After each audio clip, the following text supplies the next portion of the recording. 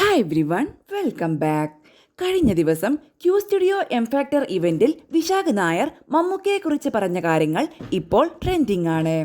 അദ്ദേഹത്തിന്റെ വാക്കുകൾ ഇങ്ങനെ: 10 വർഷം മുന്നേ പുത്തൻപണം എന്ന സിനിമയിലാണ് മമ്മൂക്കയോടൊപ്പം ആദ്യമായി വർക്ക് ചെയ്യുന്നത്. അതെന്റെ രണ്ടാമത്തെ സിനിമയായിരുന്നു.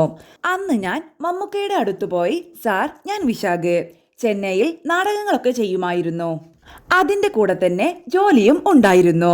ഇപ്പോൾ അതൊക്കെ ഒഴിവാക്കി സിനിമയിലേക്ക് ഈ ഡ്രീം ഫോളോ ചെയ്യാൻ വേണ്ടി ഒരുങ്ങുകയാണ്.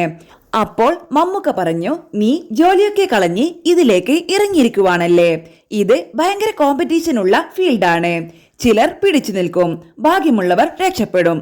പക്ഷേ ഓൾ ദി വെരി ബെസ്റ്റ്. 10 വർഷത്തിന് ശേഷം നമ്മുടെ സെറ്റിൽ മമ്മൂക്ക വന്നപ്പോൾ എന്നെ ഇങ്ങനെ ദൂരത്ത് നിന്ന് വിളിച്ചു ചോദിച്ചു, ഞാൻ നിന്റെ കൂടെ വർക്ക് ചെയ്തിട്ടുണ്ട്, ഓർമ്മയുണ്ടോ എന്ന്.